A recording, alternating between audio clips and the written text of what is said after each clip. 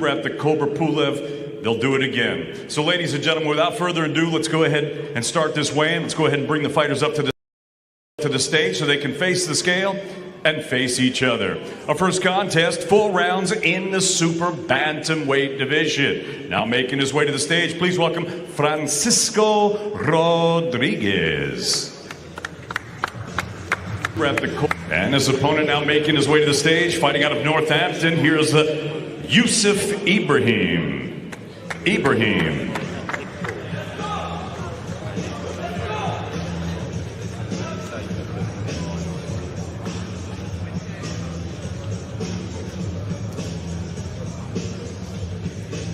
Now to the scale, Francisco Rodriguez.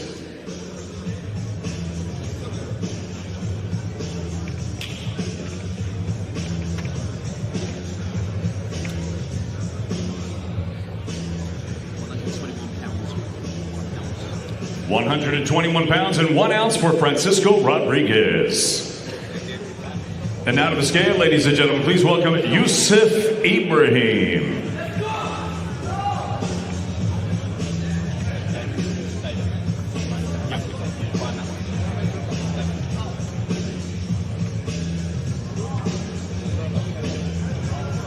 What's going on, guys? Good morning. Running a little late here.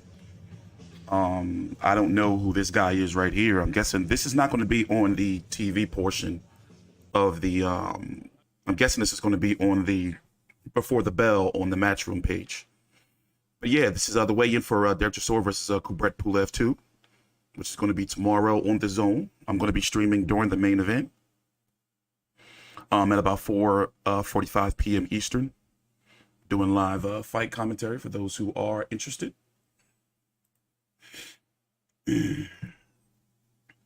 But yeah, one of the main reasons I'm interested in this card is because I want to know if Pulev or Chisora are going to retire at the end. It looks like maybe Pulev would, even though none of them has talked about it, but it seems as though Chisora wants to keep on fighting. But Eddie Hearn has made it pretty clear. It's like, yo, like after this, you got to start like doing something and winning, because when you fight top 10 guys or top 15 guys, you lose. So he's like, listen, I'm not going to be able to, basically he's saying, I'm not going to be able to put you on this caliber card, depending on how you look at this card, or put you against top guys unless you start winning again. And how old is Chisora? Let me check. He's 38 years old. 38 years old. But yeah, hold on. So let's head back to David. Ladies and gentlemen, our next contest, 8 rounds in the heavyweight division, and now making his way to the stage. He's undefeated as a professional, 3 fights, 3 victories, fighting out of Birmingham, England. Please welcome the real deal, Solomon Dakers. Yeah, I don't know who none of these people are. This weigh-in just started. The only fights I'm really interested in are Felix Cash versus Yvonne Alexander. Fabio Wardley, kind of want to see him fight. He's taking on Kingsley eBay. And then Israel Madrimov versus Michelle Soro too. And then I'll take a gander at Ramla Ali. Solomon Dakers. His opponent will be weighing in later. That ain't good. Opponent weighing in later. Where's he at? He ain't there yet. Solomon Dakers second on before the bell. Looking good. Only 3 fights in, David, but a lot of promise, this kid. Yeah, good. What up, Dunno? Nice and loose.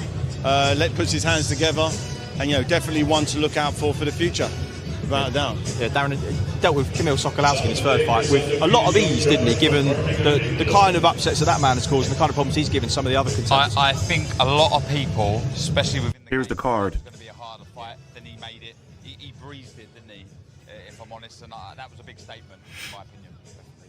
We're hearing there potentially is a swap on the main card. We'll have that confirmed a little bit later on. Ramla Ali will be on the main bill. Fabio Wardley, we think, may be on before the bell. So just waiting to hear who's going to weigh in next, and then we'll head back to the stage. But the action does kick off with Kevin Agyarko against Lucas Maciek.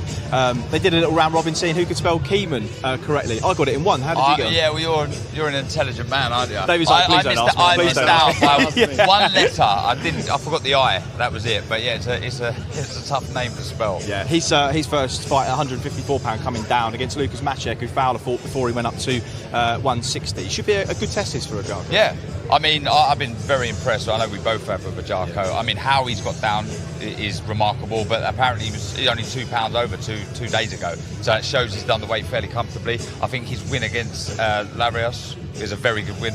So, an exciting talent for sure. I want to see him push on now because he ain't far off fighting for big titles, I think. Yeah, well, that's all to come. But next up, more fighters to weigh in before the bell. I don't know who they are, so we're going to find out. Let's head back to the stage. Ladies and gentlemen, our next contest, 8 rounds in the heavyweight division. And now set to make his way to the stage, he is undefeated as a professional. His record, 13 fights, 13 victories, 12 of them coming by way of knockout. He fights out of Ipswich. Please welcome the reigning and undefeated English. Ipswich, where the hell is that at? Thanks, bro. Yeah, I would rate this card on a plus-minus scale, on an A to F plus-minus scale. I would rate this card just basically a C. It's a C card. You know, it's one of those cards to where I'm guessing that Eddie Hearn had to fill the date obligation, so it was like, fucking call up Chisora, see what Pulev is doing. Because Pulev fought less than a couple of months ago on Triller against Jerry Forrest. In fact, when was that Jerry Forrest fight? I covered it. May 14th. So Pulev is fighting 2 fights in less than 2 months. Jerry Forrest over on Triller on that card that was headlined by Sergey Kovalev taking on Tervel Pulev, his brother, in Cypress Hill. The best young heavyweight prospects, the current English champion. I like Fabio Wardley, but it seems as though he's taking some steps back. They can't really get him a big fight. And I think the plan for him is to fight for the British title against Nathan Gorman a little bit later on this year. And David, we were just discussing that for the lack of amateur experience, how good this guy's looked. But of course, we know he's gone and done full camps with Alexander Usyk, Anthony Joshua, Tyson Fury, some of the best fighters in the world. See, look, he fought Richard Lardy. Remember, Richard Lardy was giving Daniel Dubois hell. Fought Eric Molina, Nick Webb, Daniel Martz, and then he goes down to Kingsley eBay. So that's kind of a step back for Wardley.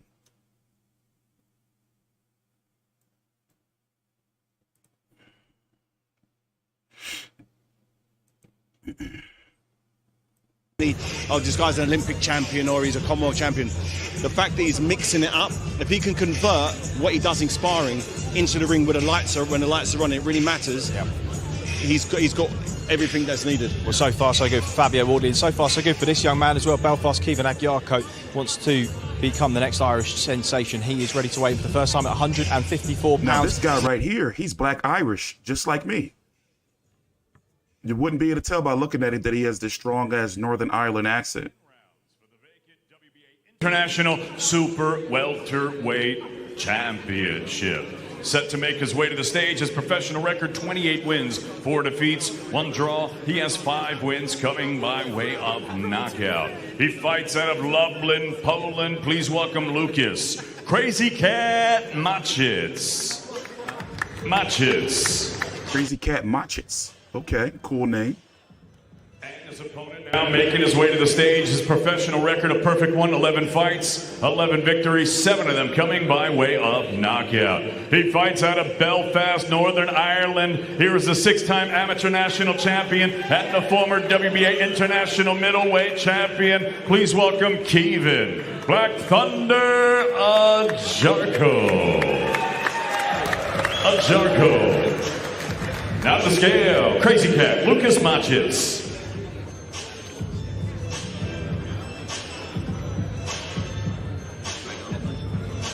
$154, bang on for Lucas Machitz, 154 pounds, bang on. What's up, guys? We're going to be back at 6 p.m. Eastern in about 10 hours or so to go over all the news of the day. We stream Tuesday, Thursday, Fridays at 6 p.m. Eastern.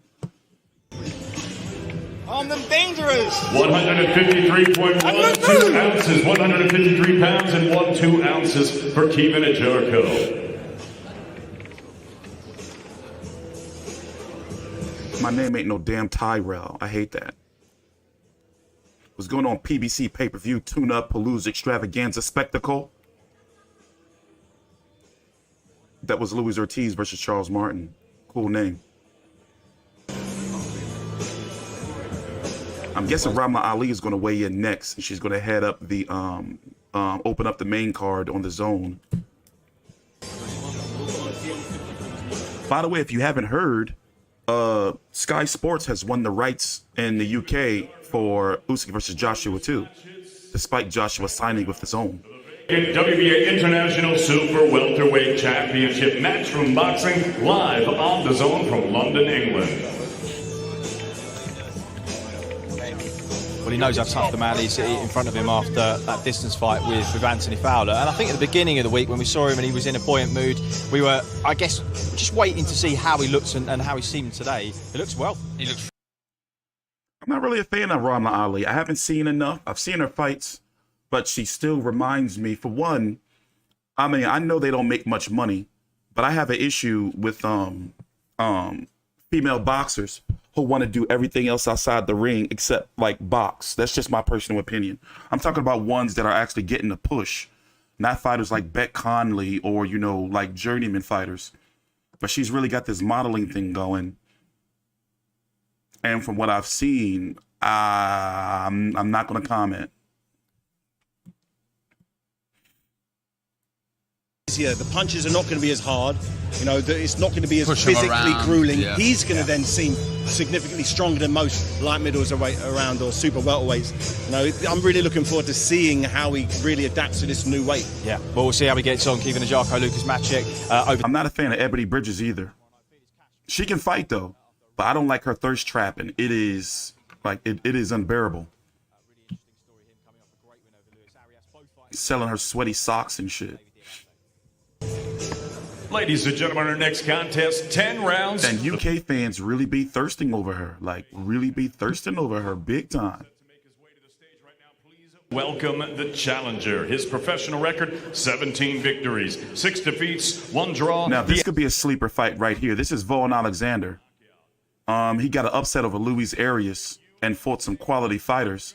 He also spent 11 and a half years in prison. So this could possibly be an upset. Possibly.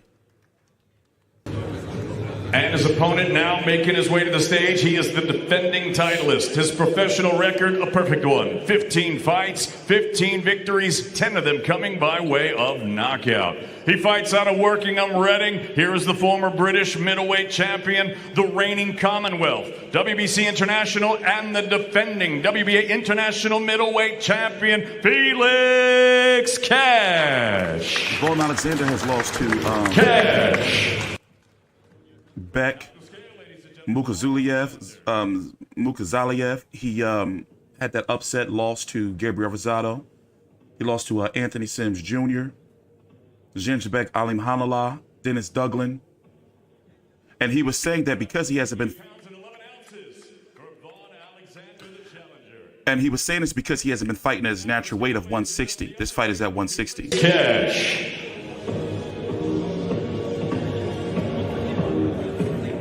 159 pounds and 15 ounces for the undefeated Felix Cash.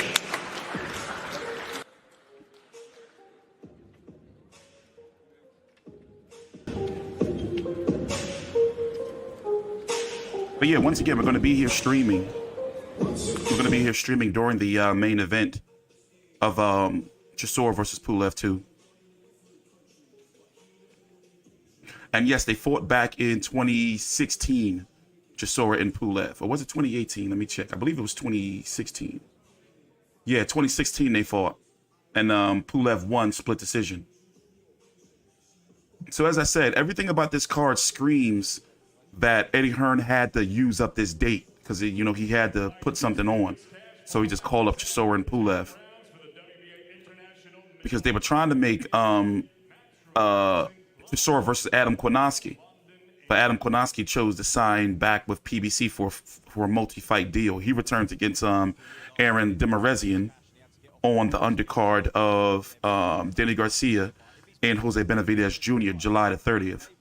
And then he's supposed to fight another fight and then get a big fight against Deontay Wilder or Andy Ruiz, Luis Ortiz winner.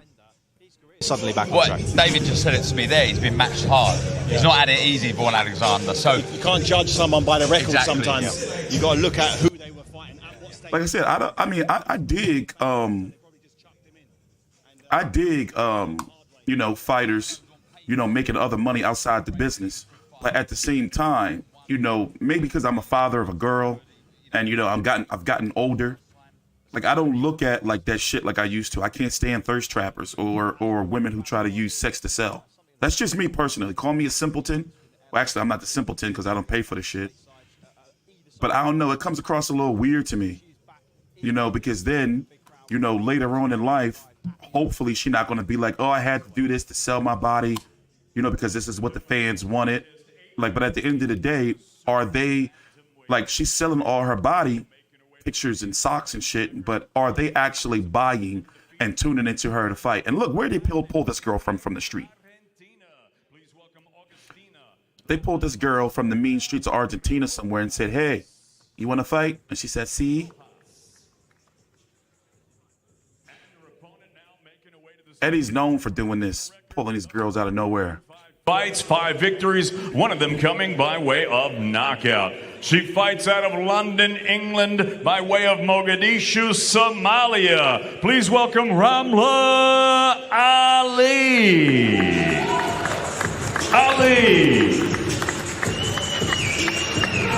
And now the scale, ladies and gentlemen, Augustina La Amazona Rojas. They pulled this girl from anywhere. 122 pounds and 3 ounces for Augustina Rojas. Like, they look like they really just pulled her off the street. She's 6-1 with no KOs. 23 years old.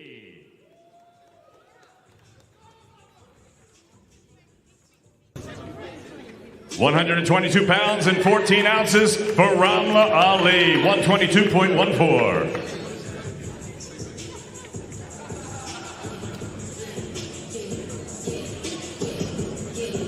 Yeah, she cool. She got a little smugness to her, but that's all models, in my opinion.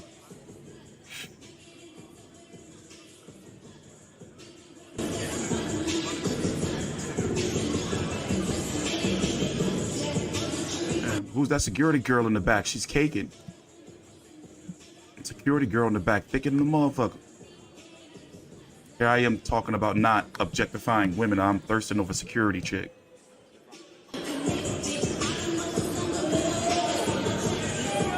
Look at this. They pulled this little girl out of nowhere. That's messed up.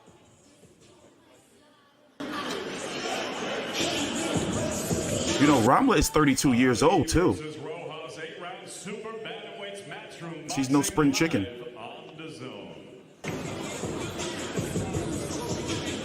Well, she's had a hell of a journey, Ramla Ali. Self-funded trip to both the World Champs at the Olympic Games last year in Tokyo. Of course, underway as a pro, 5-0. Her opponent, Agustina Rojas, 5-1. Just one loss to Lauren Parker, who dealt with her fairly comfortably. She too, great amateur pedigree. Do you imagine that's how Ramla Ali will look to deal with her tomorrow night? In all fairness, this is a formality. I think Ali should take care of her quite comfortably.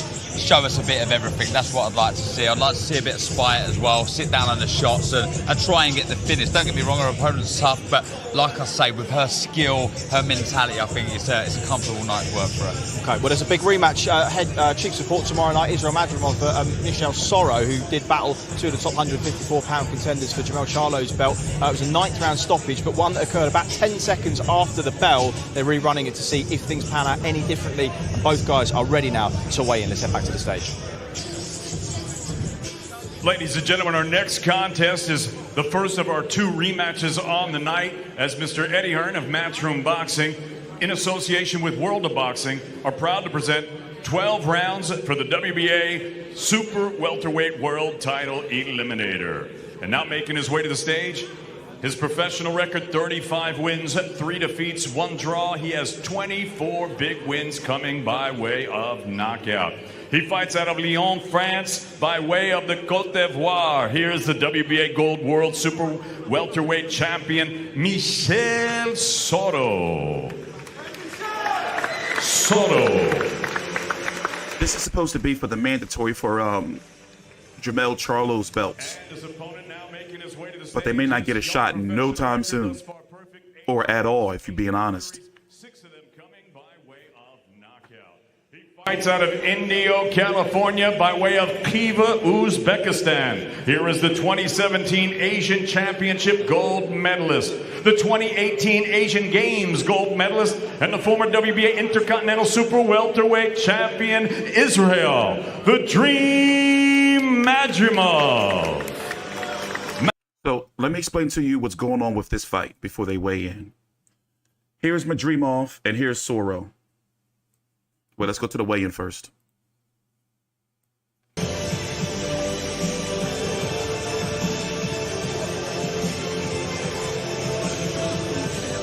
£153 and 10 ounces for Michel Soto. 153.10. So basically, as far as mandatories are concerned, IBF is first, which is Bakhram Murtazaliyev.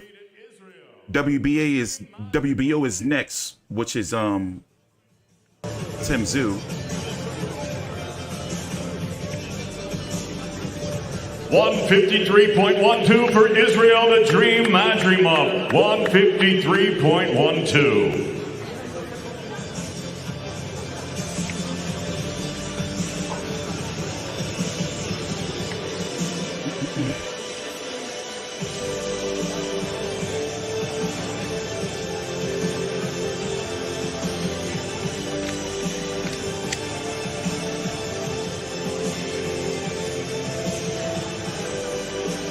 So as I was saying, they're last in line for a mandatory shot. It's going to be Murtazaliyev first, Tim Tszyu, then the WBC, and then the WBA. So they ain't going to get no title shot unless they're elevated to super champion. Like, it's just not going to happen anytime soon.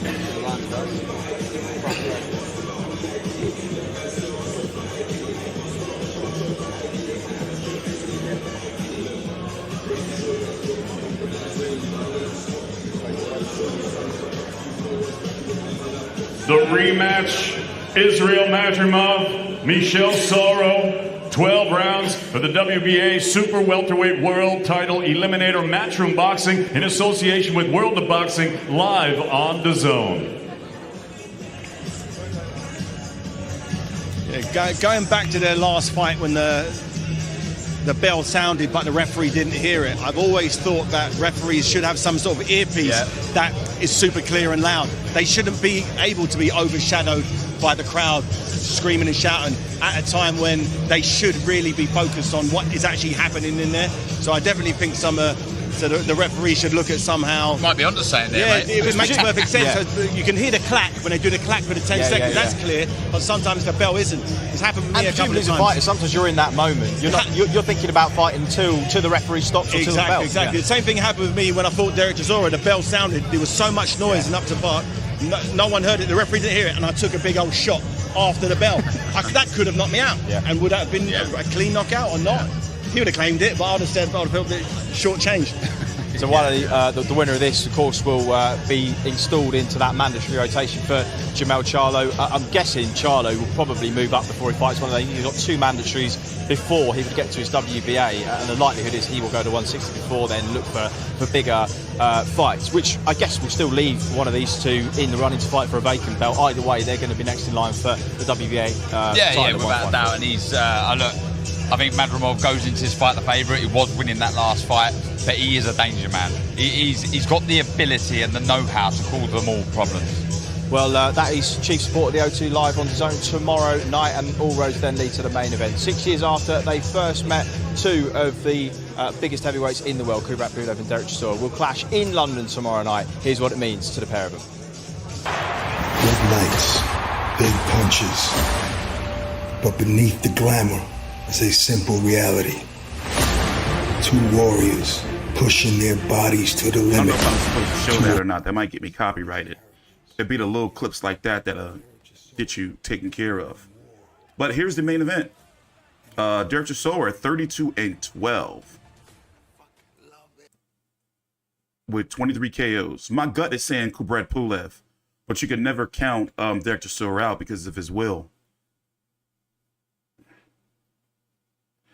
But the longer this fight would go, I would favor Kubrat Pulev. 29-2 with 14 KOs, 41 years old. Remember, he last fought less than 2 months ago on Triller here in the States against Jerry Forrest. It was on the undercard of a Cypress Hill concert with Sergey Kovalev and Tervel Pulev, Kubrat Pulev's brother, on the card. He beat Huey Fury. Ew. He got that Anthony Joshua fight after surviving that scandal. Well, I'm guessing the weigh-in's going to be in now.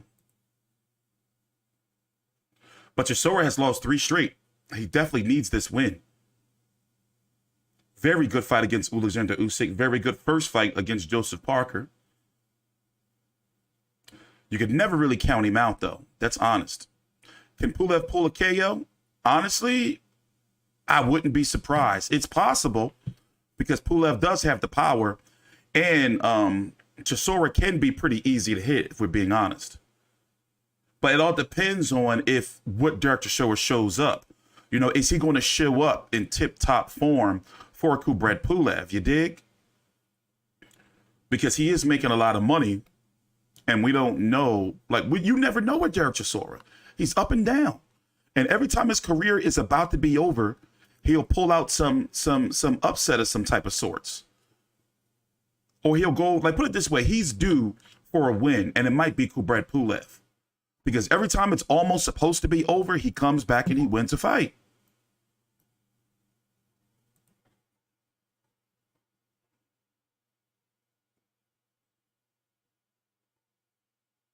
And Pulev don't have that bounce in the step that he used to. Like he did when, even though he got knocked out and stopped by Klitschko, he did put on a hell of a performance against Klitschko. You know, in those earlier rounds, he was cracking him.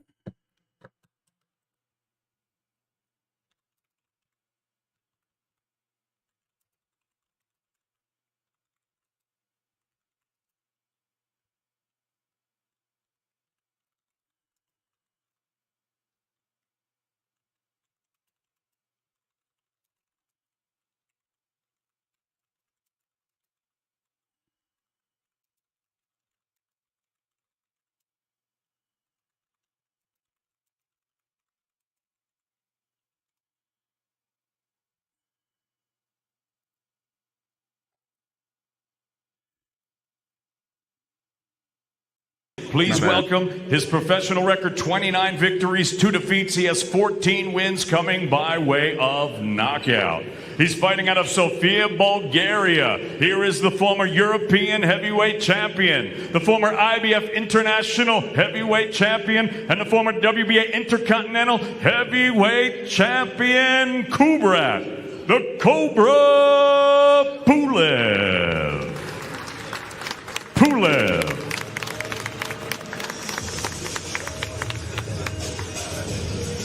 And his opponent now making his way to the stage. His professional record, 32 victories, 12 defeats. He has 23 big wins coming by way of knockout. He is the former British heavyweight champion, the former Commonwealth heavyweight champion, the former European heavyweight champion, and the former WBO Intercontinental heavyweight champion, fighting out of Finchley, North London, England, Derek War Chisora.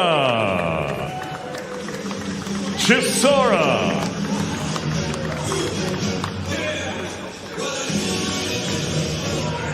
Well, let's go ahead and mute that. That's surely going to get me. Okay. All right. Interesting. My man Boris.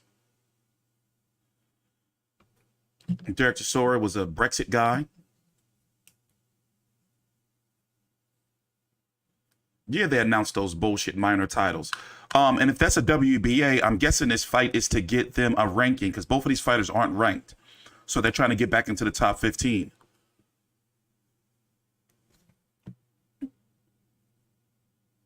But I only have it muted because they playing a copyrighted song. War. And I believe that's the Bruce Springsteen version. I can't really hear it.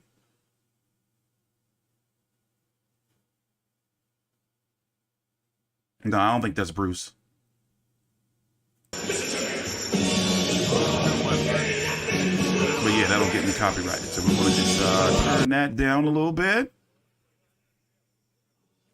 But overall, this should be a fun fight, you know? And once again, it's like a career match. So that right there should give it some, you know, some value. Pulev. Let's see what they weigh in as. Pulev, his last fight, weighed in at 248. The biggest he's ever been in his career was 255.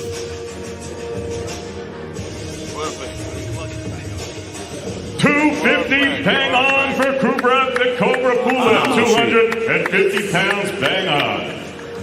And Chisora for his last fight weighed And in now also the at scale, 248. Derek Biggest of his career was 260. Chisora. 261, excuse me, 262 actually.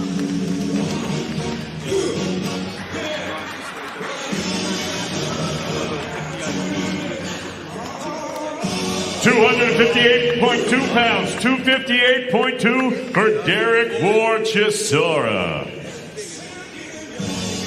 Okay, so that's 10 pounds more than he did for the Joseph Parker rematch. And I don't like that on him, you know, because he has an issue of gassing out later on in fights.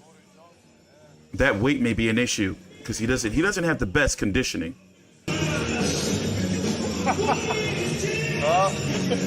So that is concerning.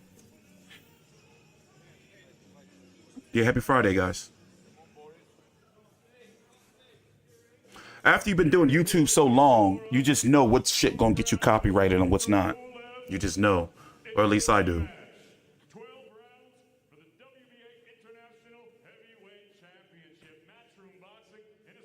Yeah, there's that bullshit WBA belt.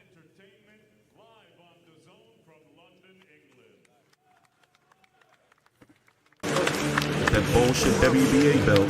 So I'm guessing these guys are going to be ranked. They're going to be ranked in the top 15 of the WBA, whoever wins this. And whoever loses is going to the fucking shadow realm of retirement. Go do some commentary or some shit. You've got a job so quickly. Derek, you said yesterday you were absolutely buzzing for this fight. How are you feeling now? Thank you very much for coming. I'm excited. You know what? Just tune in tomorrow and you see what's going to happen. We're calling this total carnage. Is that what you're promising to bring us tomorrow? It's going to be worse than that, man. That's what I'm saying. I am ready to rock and roll, and I am going from the get-go. We expect you to fight one way, and that is to bring it right from the start. Is that your plan tomorrow night? I'm going to do worse. I'm just going to go. And just finally, great support from everybody here this afternoon coming to see you. What's your message to all these fans here and everybody that's going to be watching tomorrow night? I think Boris Johnson should stay in number 10. Yeah, no joking. Yeah, so tomorrow, listen, tune in on DAZN. Come watch me if there's tickets left, and you won't be disappointed. That's all I'm saying. You know, you're not going to see... Put it this way, you're not going to be disappointed. That's what I'm saying. You know, I got so much to do, and I like to do it my way, and my way is either you knock me out or I'm going to keep going, bro. So, just trust me. That's what I'm saying. Thanks, Derek. Thank you, mate.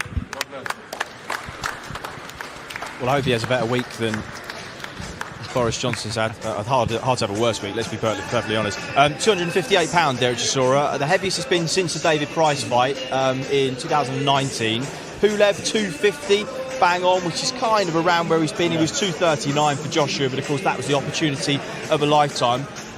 Anything to read into that weight for Derek? It's a damn shame that David Haye body gave out on him. I was a real big fan. But he wasted his prime years, you know, bullshitting around when he should have been fighting. going to be by his nutrition. I don't think it's that well thought out. I think he just eats well, he trains hard, and what he weighs is what he weighs. And it seems like Britain's heavyweight could have been, like what he could have been, you know, if he didn't bullshit around after that Klitschko fight. Pulev also looked nice and trim. He looked good, you know. With the heavyweights, I think you can take too much from what they weigh on the scales. You know, a big grub could be. What are you guys doing tomorrow? You're going to come hang out with me for the fight? We're going to be streaming during the main event. I may even stream during the co-feature. You know, brief legal highlights, all that jazz. A big, massive heavyweight, and I watched Derek. He carries around a gallon bucket of water, effectively, where he is. He's constantly consuming water. If he didn't drink that for the day, he'll probably be 5 or 6 pounds lighter. So I like the weight on him. He looked good, and it means he's not going to be bouncing around on his toes trying to win off the jab. Yeah. He's coming forward like a tank, and he's grinding, and he's getting older. He is. As you get older, you start getting thicker. You start putting on weight. So I think both of them in the twilight of their career, but they're both seem in very, very good shape. We're also going to be back at 6 p.m. tonight doing my daily boxing show, where we'll recap this weigh-in, talk about the news of the day. And we have Ray Vargas and Mark Magsayo weighing in at 2 p.m. today as well. Going to be streaming that. The end of those long levers, I think, move round the middle, back to the centre of the ring, don't get backed up, like I say, and I think try and walk Derek Chisora onto something. The difference with Chisora, though, from their first fight is his mentality now. I can't believe that Tony Bellew beat him twice. Crazy as shit. So what that allows him to do is probably get into his groove a lot quicker. Like he said there, he's not going to mess about. Trust me on this one. I'm going to, you know, it's going to be fireworks. The important thing is when he gets close to Pulev, he's got to be moving his head. He can't just be walking in with his hands up because he will get caught with something in the way in. Good stuff. Yeah, Pulev's got a very, very educated, long jab. He's taller than Derek is. Very well schooled. Good amateur pedigree. You know, European champion. Only lost to the very, very best. So he can't allow from his position, he can't allow Derek to get inside. Yeah, Joshua versus a David Haye fight would have been fucking massive. I know Haye was injured. Oh my God, look, you a Haye fan, Nigel? I know he was fucking injured. Jesus. And you put it in all caps too. Chill out, Nigel. Get it together, mate. That nullifies the threat of Pulev. When you get close, you know, you're taking away his advantage. Yeah. For those who don't know, yes, David Haye was injured, okay? In both fights. To the side. If he does get to the ropes, he's got to time up. Jesus. And turn him and find some space. Yeah. But it's easier said than done. Yeah. Derek's got a way of coming into range a lot quicker than you think. And when he's there, you go this way, there's a big shot coming this way, or you try and go this way, there's a shot coming here. So you've either got to fight with him or clinch him. And if Kubrat Pulev decides to hold his feet and start fighting off the ropes, it's going to get very, very excited very quick. Very interesting. David, pleasure to have your company. Darren, great to have you as well. As always, we will be tomorrow live at 5:30 on Before the Bell, Match and Boxing's YouTube channel. Myself, Darren, and Barry Jones will be with us as well. I'm sure you'll be pleased to hear. Rambler, Fabio Wardley, Solomon Dakers, Yusuf Ibrahim. And that will take us through to 7 o'clock local time. Keeping Jarko, Felix, Cash, Fabio Wardley, Majimov and Sorrow all setting the table very nicely for the big heavyweight clash. 6 years in the making, the rematch between Derek Chisora and Kubrat Pulev. O2 Arena, live on DAZN tomorrow night. We'll see you there. Bye-bye.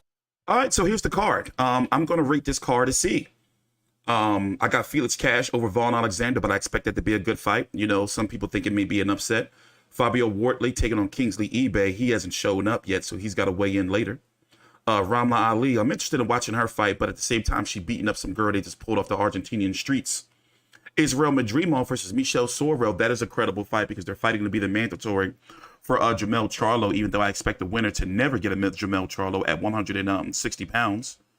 The first mandatories are Bakram Murtazali of IBF got to get their shot first, then the WBO, then Fundora, then the winner of Israel Madrimov, Michelle Sorrell. So if Charlo was to even stay around at 154 pounds and keep winning, or whoever has those belts, you know, unless it gets vacated, they're not going to get their shot until at least the end of 2023. And that's just unfortunately how it works.